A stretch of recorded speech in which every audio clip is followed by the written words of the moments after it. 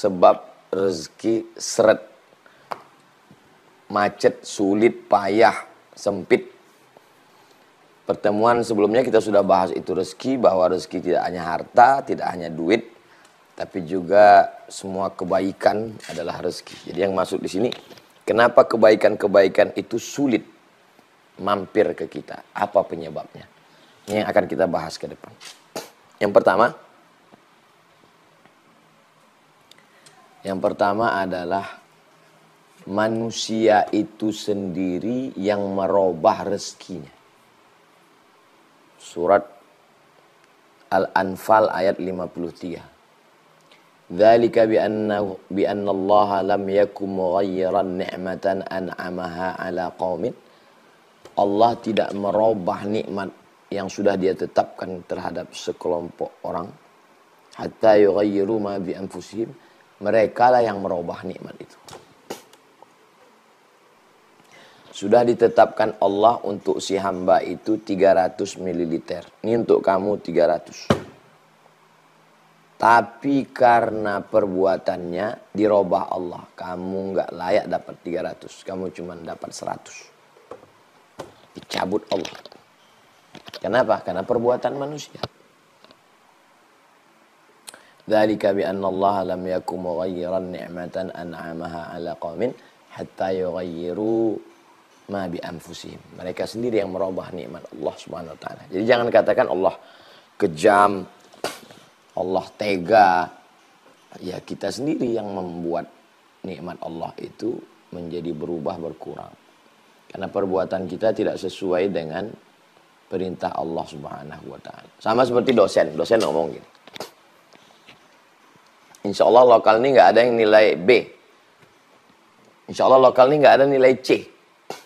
Saya janji nggak ada C. Dengan syarat datang sebelum saya duduk tepat waktu. Makalah setiap presentasi siap. Nggak ada alasan mesin fotokopi rusak. Tiba-tiba file kena virus. Tiba-tiba mati lampu fotokopi. Ada aja alasan. Kalau terjadi seperti ini, awas. Tiba-tiba pas keluar nilai C. Terus komplain mahasiswa. Dulu Bapak pertemuan pertama katanya nggak ada yang nilai C, AB, A plus, A minus, B. Sekarang kok ada yang C? Coba kamu pikir lagi. Siapa yang membuat nilai ini C? Ya Bapak. Iya, memang Bapak yang ngasih nilai C. Tapi kenapa nilai itu jadi C? Datang lambat. Presentasi disuruh buat PowerPoint. Nggak ada, diminta makalah nggak ada, katanya sibuk organisasi, rapat, unjuk rasa. Jadi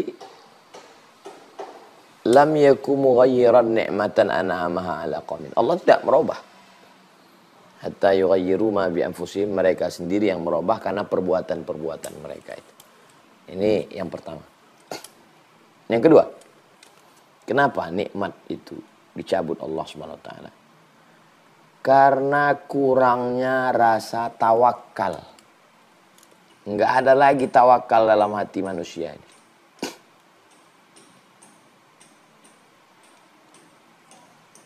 Ambil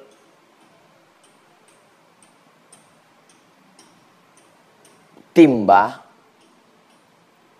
beli tali untuk mengambil air. Gimana supaya air dapat? Digali sumur. Setelah digali ternyata airnya dibawa. Kalau begitu mesti diambil pakai timba. Timbanya nggak sampai, mesti pakai tali. Itu namanya ikhtiar. Tapi jangan lupa, kalau tidak ada tawakal, galinya sudah, timbanya sudah, talinya sudah, tawakalnya nggak ada, kering itu sumur. Tapi kalau sudah digali, dibeli timba, dibeli tali, tetap juga masih susah ngambilnya karena nggak bertenaga. Nggak ada yang sulit bagi Allah. Bertawakal, tidur, besok pagi ngelihat airnya sudah naik. Kenapa? Hujan lebat. naik sama-sama timbanya sekali ke atas, tinggal ceduk aja. Nah itu, jadi begitulah gambaran tawakal. Jadi bukan tawakal itu artinya kok ya udahlah baring-baring aja di rumah, nggak ada usaha, nggak ada ikhtiar, itu bukan tawakal namanya. Ada sahabat Nabi datang ke Masjid Nabawi, dia nanya ke Nabi, ya Rasulullah, itu hewan tunggangan saya, kuda, unta, bighal, keledai. Aqiluha wa atawakkal am utliquha wa atawakkal. Saya ikat dulu ke tiang korma, lalu saya bertawakal, atau saya lepaskan aja, saya tawakal. Sebetulnya pertanyaan ini nggak perlu ditanyakan ke Nabi. Tapi orang ini mau tahu gimana cara berpikir dalam Islam tentang tawakal ini. Apakah tawakal itu tanpa ikhtiar? Atau tawakal setelah ikhtiar? Nah itu sebenarnya pertanyaannya. Lalu apa jawab Nabi? Iqilha wa tawakkal. Ikatkan dulu, setelah itu baru tawakal. Nah, inilah dalil Ahlus Sunnah wal Jamaah. Berusaha, berikhtiar, al-kasbu, menggerakkan semua potensi yang ada dalam diri, setelah itu baru serahkan pada Allah. Wa ufawwidu amri ilallah, saya bertawakal kepada Allah. Kalau betul-betul tawakal gimana? Lau tawakkaltum 'alallah haqqa tawakkuli. Kalau kamu benar-benar bertawakal kepada Allah sebenar-benar hakikat tawakal, la razaqakum kama ruziqat tayr. Kamu akan diberi rezeki seperti seekor burung dapat rezeki. Bagaimana seekor burung dapat rezeki? Taghdu khimasan. Waktu terbang dari sarangnya perutnya kosong. Wa taruhu witanan. Pulang ke sarang perut dalam keadaan penuh. Coba perhatikan acara flora dan fauna. Dulu di TVRI ada. Sekarang ada satu channel khusus saya suka ini. Channel yang cerita tentang binatang, hewan aja, Discovery. Suka. Itu orang nyuting itu berbulan-bulan itu untuk dapatkan momen-momen yang ajaib itu. Setelah mereka masuk hutan, keluar hutan, kena hujan, digigit harimau. Barulah dapat video itu, baru kita nikmati nonton. Maka saya suka melihat kehidupan hewan itu. Sarang burung di atas kayu tualang tinggi. Makanan hewannya ada di dalam laut. Terbang ini burung, masuk ke dalam laut. Dia terbang di awan. Makanannya dalam air. Bisa dapat. Jadi Nabi sudah memberikan gambaran itu 14 abad yang lalu. Tapi kalau hadis ini dipahami secara apatis, orang tidak akan mau berusaha. Kalau ditanya, kenapa kamu nggak berusaha? Kalau kamu benar-benar bertawakal, kamu akan dapat rezeki seperti burung. Makanannya pasti tetap ada. Tapi kalau memahaminya secara pemahaman Ahlus Sunnah wal Jamaah, bagaimana sifat burung? Dia terbang dulu dari sarangnya, terbang. Gunakan potensi kepak sayap, gunakan potensi tajam mata, gunakan potensi tajam paruh. Ada sebagian burung yang bisa menahan nafas, masuk menukik ke dalam, dapat makanan baru terbang lagi. Ada burung elang, Raja Wali, yang makanannya adalah madu lebah. Lebah tahu sendiri ganas. Dia terkam itu sarang lebah, dia kepakkan, terbang lebah, baru dia ambil. Dari sejak zaman Nabi Adam sampai Adam Smith, yang namanya burung, itu nyari makannya itu cuman pakai kepak sayap dengan paruh. Belum pernah ada nyari makan pakai handphone nipu orang. Belum pernah ada nyari makan pakai nomor, pakai akun, fake account untuk bohongin, enggak ada. Dengan dua potensi saja yang diberikan Allah, kepak sayap dengan paruh, biasa dia dapat. Lalu kenapa kita tidak berusaha? Jadi kenapa rezeki itu diambil Allah? Karena kurangnya tawakal. Apa beda orang bertawakal dengan tidak bertawakal? Kalau orang bertawakal, setelah dapat rezeki, dia akan bilang, rezeki ini dari Allah. Kalau orang tidak bertawakal, setelah dapat, dia bilang, innama utituhu ala ilmin indi. Seperti ucapan Qarun, saya dapat ini kan karena otak saya, karena manajemen saya, karena kemampuan saya. Innama utituhu ala ilmin indi. Egonya besar. Itu kalau pas lagi untung. Bagaimana kalau pas lagi buntung? Orang bertawakal, dia akan mengatakan rencana Allah lebih indah. Ini rencana saya belum diterima Allah, tapi Allah punya rencana lebih indah untuk saya. Dia tunda supaya saya lebih siap aja. Selalu husnuzon. Orang yang tidak bertawakal mau nyalahkan ini, nyalahkan ini, nyalahkan ini, lama-lama nyalahkan diri, stres, depresi, anxiety, mati. Nah, jadi pentingnya bertawakal. Yang ketiga, kenapa rezeki itu jadi seret? Walau anna ahlal qura amanu. Seandainya penduduk negeri itu amanu, beriman. Walau anna ahlal qura dari kata qaryah, kampung. Seandainya penduduk kampung ini amanu, beriman. Wattaqau, bertakwa. Allah cuma minta dua, enggak banyak. Amanu, beriman, wattaqau, bertakwa. Allah balas dua. La fatahna alaihim barakatin, barokah, barokah, barokah. Minas sama, dari langit, wal ard, dari bumi. Walakin kadzabu, tapi ketika mereka mendustakan ayat-ayat kami, mereka bohong, mereka dusta, mereka enggak sholat, mereka enggak bertauhid, mereka syirik, mereka musyrik, mereka munafik, mereka minum khamar, mereka berzina. Akhaznahum, kami cabut nikmat itu. Jadi diantara menyebabkan seretnya itu adalah maksiat. Maksiat ini yang menyebabkan dia tidak mau. Rezeki itu datangnya dari mana? Dari Allah. Makanya masalah rezeki ini kuncinya, satu-satunya kunci masalah rezeki ini adalah tauhid. Tauhid. Kalau orang bertauhid, pas lagi melambung tidak sombong, pas lagi jatuh tidak murung. Kenapa? Karena dasarnya tauhid. Ini dari Allah semua. Ini punya siapa, Pak? Ini titipan dari Allah. Ini rumah, ini titipan dari Allah. Ini mobil, ini dari Allah. Kalau gitu disedekahkan ya, Pak? Ya, kalau gitu cuman ngomongnya aja dari Allah. Kalau memang dari Allah, ya keluarkanlah hak-hak Allah.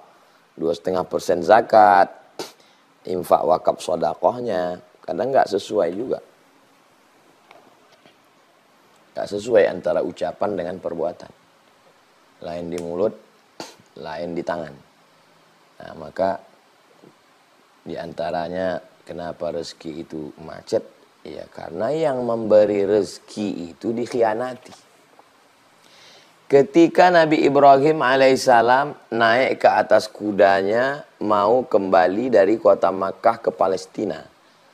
Yang tinggal di kota Makkah ini adalah anaknya yang masih bayi, namanya Ismail, dijaga oleh ibunya bernama Hajar. Lalu kemudian Hajar memegang ujung jubah Ibrahim. Lalu Hajar bertanya, Allahu amaraka bihadza? Apakah Allah yang menyuruh engkau meninggalkan kami di sini di tanah bukit panas kering kerontang nggak ada apa-apa ini? Allah yang nyuruh. Nabi Ibrahim menjawab dengan satu kata. Nabi Ibrahim nggak ada mengatakan sabar ya ini perintah Allah, nggak. Dia cuma mengatakan na'am. Ya. Terus apa kata Hajar? Idzan lan yudayyi'ana. 4 kata. Idzan, jadi kalau begitu, lan tidak akan, yudayyi'ana, dia tidak akan menyia-nyiakan kami. Hai Ibrahim, silakan engkau pergi, karena yang meninggalkan kami ini adalah pencari rezeki. Kamu kan pencari rezeki. Sedangkan yang menemani kami di sini adalah sang pemberi rezeki. Kira-kira kalau suruh pilih, mau bersama pencari atau pemberi? Ya tentu aja kita yang berakal sehat, kita mau bersama pemberi. Ngapain sama pencari? Pencari belum tentu dapat. Mau bersama pemberi kerja atau pencari kerja? Pencari kerja masih ngelamar, bisa dapat, bisa tidak. Pemberi kerja, dia yang punya kerja, dia yang nyuruh orang kerja, dia yang menggaji orang. Yang meninggalkan kami di sini ini pencari. Silakan pergi pencari. Yang bersama kami di sini adalah pemberi. Allah SWT. Idzan lan yudayya'ana. Kalau begitu dia tidak akan menyia-nyiakan kami. Jadi kuncinya adalah iman, takwa. Percaya Allah ada, percaya malaikat ada, percaya kitab ada, percaya Rasul ada, percaya hari kiamat ada, percaya ada takdir baik, takdir buruk. Sudah percaya? Percaya. Kalau sudah percaya ada efeknya. Kalau sudah percaya sama Allah, tidak zina, tidak pacaran, tidak riba, tidak ghibah, tidak namimah, tidak khamar, tidak sabu-sabu. Terus bagaimana kalau orang percaya sama Allah, mabuk-mabuk juga? Bisa jadi munafik, bisa jadi kafir. Munafik itu, wa idza laqul ladzina amanu qalu amanna. Kalau ketemu sama orang beriman, kami beriman. Wa idza khalau ila syayatinihim qalu inna ma'akum innama nahnu mustahzi'un. Kalau ketemu sama orang kafir, ya kita satu geng. Terus satu geng sama kafir apa sama beriman? Ya sama kafir. Kemarin ngapain sama orang beriman? Innama nahnu mustahzi'un. Kami ngejek-ngejek mereka aja. Main-main aja. Munafik. Nauzubillah. Jadi coba seimbangkan antara iman, keyakinan, kepercayaan, akidah. Lalu efeknya pada perbuatan. Perbuatannya itu adalah amal soleh, ketakwaan kepada Allah Subhanahu wa ta'ala. Berikutnya yang keempat. Kenapa seret, macet, ribet, jelimet, susah? Man ahabba ayyubasata lahu fi rizqihi. Siapa yang mau dilapangkan rezekinya? Siapa yang mau dilapangkan rezekinya? Wa yunsa'alahu fi atharihi. Dipanjangkan umurnya. Falyasil rahimahu. Maka hendaklah dia menyambung tali silaturahim. Lawan dari kalimat ini, kebalikan dari kalimat ini, siapa yang mau lapang rezekinya, hendaklah bersilaturahim. Berarti kalau tidak bersilaturahim, sempit rezeki. Kalau mau lapang, silaturahim. Kalau rezeki mau lapang, silaturahim. Kalau putus silaturahim, rezeki sempit. Kalau mau lapang, rapatkan silaturahim. Nah, jadi kalau mau lapang rezeki, rapatkan silaturahim. Kalau bisa makan jangan sendiri. Makan pagi, makan lontong di sini, makan lupis, duduk sama kawan-kawan, silaturahim. Ada nanti tuh, mungkin bapak, ibu, abang, kakak, adik merasakan itu. Ada nikmatnya itu kalau udah umur, faktor umur juga. Kalau setelah saya seumur-umur begini, setelah lewat 45, 46, 47 itu. Nikmatnya itu justru kalau kumpul sama kawan-kawan. Nah, yang dulu kita menganggap itu sesuatu yang aneh. Kita menganggap sesuatu yang aneh ngelihat ada orang, ada sahabat sekaligus keluarga saya. Datang naik mobil 24 jam jalan darat. Jalan darat datang hanya untuk duduk ngobrol, bakar ikan, pakai kecap, sambal, ketawa-ketawa, makan, foto-foto, pulang. Jadi saya waktu itu aneh, apa ini? Ada acara apa bang? Ya nggak ada. Datang aja. Terus ya kita makan ikan, ketawa-ketawa, habis itu pulang. Dalam hati saya, aneh kayak nggak ada kerjaan aja. Sekarang baru saya paham. Ternyata di umur-umur segini 45, 46, 50 itu memang enaknya ngobrol, bertukar cerita, tukar pikiran, silaturahim. Terus yang diobrolin kalau ketika sedang ngumpul itu apa? Jadi manusia ini terbagi pada 3 level. Level VVIP, level VIP, level kelas ekonomi paling bawah. Orang yang paling atas, paling tinggi, kalau dia ngumpul, kongko-kongko, itu yang diobrolin, yang dibicarakan itu adalah ide-ide. Ide-ide ke depan. Jadi kalau saya duduk sama Ustadz Salim Afillah, beliau tuh ngobrol cerita gimana supaya dakwah ini sampai ke Merapi Merbabu, gimana cara buat pondok gratis, gimana cara menangani dakwah di pedalaman, binaan sekian puluh dusun. Terus setelah dia bicara turun ke bawah, dia naik ke atas. Gimana dakwah ini bisa sampai ke Eropa. Jadi bicara itu ide. Kalau ketemu Ustadz Lukman Pontianak, gimana supaya 600.000 anak yatim, 600.000 penghafal Quran bisa makan gratis. Yang dibicarakan itu ide. Ketemu Habib Muhammad bin Anis gitu juga. Gimana supaya Arema, gimana supaya pemain basket ini bisa ngaji. Jadi yang dibicarakan itu ide. Orang langit itu ngomongnya ide. Nah, orang yang level pertengahan itu selalu membicarakan peristiwa. Tadi ada kereta api tabrakan. Tadi di tol ada kecelakaan. Tadi saya di jalan ada macet. Jadi agak ke bawah. Naudzubillahnya lagi. Yang paling bawah, ini level paling bawah.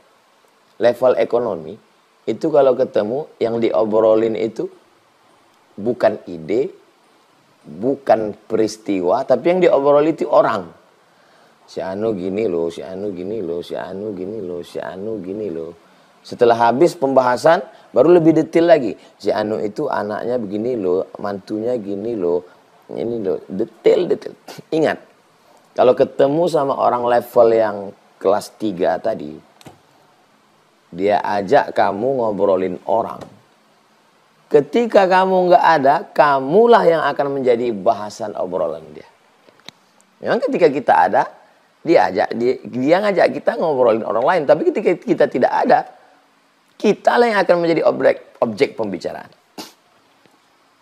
Jadi jangan juga maksud saya ini, jangan juga ini menjadi pembenaran untuk tadi acaranya apa? Ini silaturahim kita supaya rezeki kita nggak seret. Padahal isinya cuman apa yang diobrolin. Mau ngobrolin ide-ide, mau ngobrolin peristiwa atau ngobrolin orang. Kalau ngobrolin orang, say goodbye. Mohon maaf ya, saya kebetulan ada janji. Kalau perlu suruh istri nelpon. Aduh, istri nelpon suruh pulang. Sebentar ya, pulang dulu. Alah nggak jantan, di luar macan, di rumah kucing. Terserah lah mau kucing, mau Hello Kitty, yang penting pulang dulu. Yang terakhir, yang kelima. Kenapa rezeki itu seret? Qillatus sa'i. Kurang usaha, kurang ikhtiar. Coba perhatikan doa keluar masjid dengan doa masuk masjid.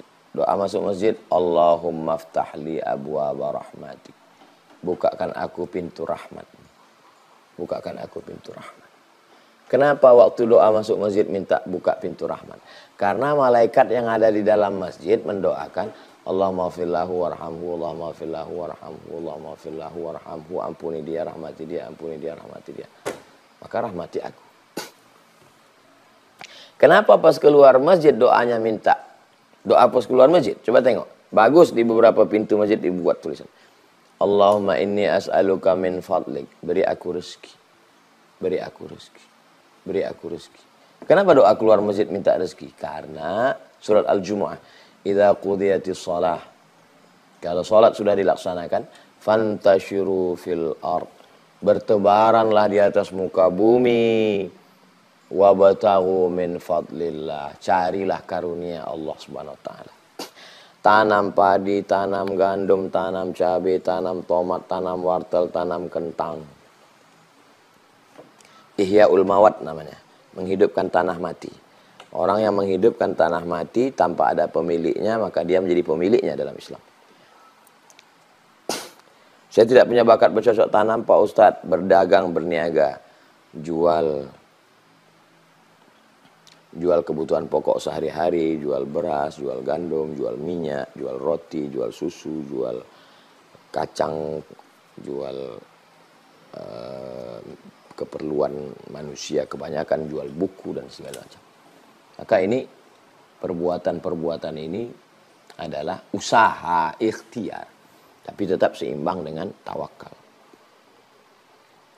Jadi dalam Islam ini kita disuruh berusaha. Makanya ada namanya fikih muamalat. Ada fikih ibadah, sholat, zakat, puasa, haji. Ada fikih muamalat. Bagaimana hubungan transaksi kita pinjam meminjam, namanya dain. Gadai menggadai, namanya rahan. Bagi hasil namanya mudharabah. Permodalan namanya murabahah. Nah, ini ikhtiar. Mohon maaf Pak Haji kelihatannya uangnya banyak ini, tapi tidak punya tenaga, kemampuan juga kurang. Iya betul, saya alhamdulillah tenaga ada, mampu, cuman uang nggak ada Pak Haji. Oh kalau gitu kita kolaborasi, kolaps. Oke, saya ngelola ya, berapa kita bagi hasil? Bagi hasilnya, gimana kalau 50-50? Oh kalau 50-50 nggak bisa. Kalau bisa ya saya 60 kata Pak Haji. Kamu anak muda yang melaksanakan 40, oke, deal. Nah, nanti begitu dapat untung 1 miliar, Pak Haji dapat 600, dia yang punya tanah. Jadi ini ikhtiar.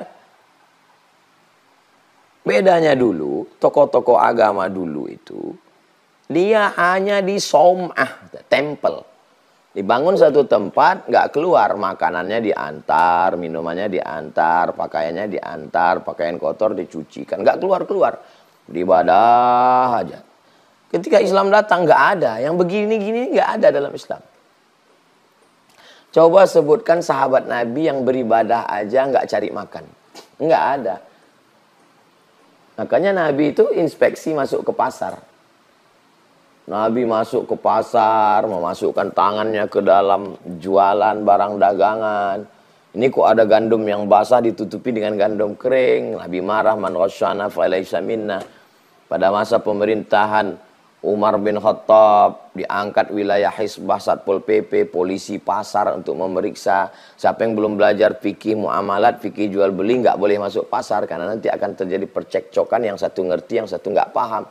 Ayat Quran cerita tentang sukatan, takaran, belum pakai timbangan, pakai sukatan, disukat, ditakar. Wailul lil mutaffifin, celaka orang yang curang dalam timbangan. Alladzina idza iktalu 'alan nasi yastawfun. Kalau dia jadi pembeli, dia maunya penuh, jujur. Wa idza kaluhum aw wazanuhum yukhsirun. Tapi kalau dia yang nimbang, dia orangnya curang. Apa ini? Ya ini usaha. Karena kalau tidak ada usaha, disitulah letak amal, disitulah letak ibadah. Jadi ibadah dalam Islam bukan cuma baca Quran, zikir, sholat sunat, istighfar. Tapi juga berusaha, cari rezeki yang halal, itu juga adalah ibadah. Tapi jangan karena sibuk dagang, lantas tidak ibadah madho, nggak sholat, nggak puasa. Pas ditanya, kenapa kamu nggak sholat? Sholat juga ibadah, jaga toko ini juga ibadah. Ini nggak benar. Tetap jaga toko. Pas masuk azan, ya suaminya sholat, istrinya jaga dulu. Istri perempuan kan nggak wajib sholat berjamaah ke masjid. Nanti setelah suaminya pulang, istrinya sholat. Begitulah Islam. At-tajir pedagang, as-saduq yang jujur, al-amin amanah, ma'an nabiyyin. Kalau dia mati, dia akan bersama dengan para nabi, was-siddiqin, orang yang benar, was-syuhada, mati syahid, was-salihin, dan orang-orang yang soleh. Mudah-mudahan kita termasuk orang yang dilapangkan Allah rezekinya karena sudah mengamalkan tuntunan dari Allah, dari Rasulullah SAW. Demikian Bang Alvin Firdaus beserta seluruh tim yang ada di Pontianak, yang ada di Riau, Bapak, Ibu, Abang, Kakak, Adik, jamaah sahabat hijrah bersama Ustaz Abdul Somad. Kita tidak pernah berpisah karena kita selalu bersama dalam doa. Subhanakallahumma wabihamdika asyhadu an la ilaha illa anta astaghfiruka wa atubu ilaik. Wassalamualaikum warahmatullahi wabarakatuh.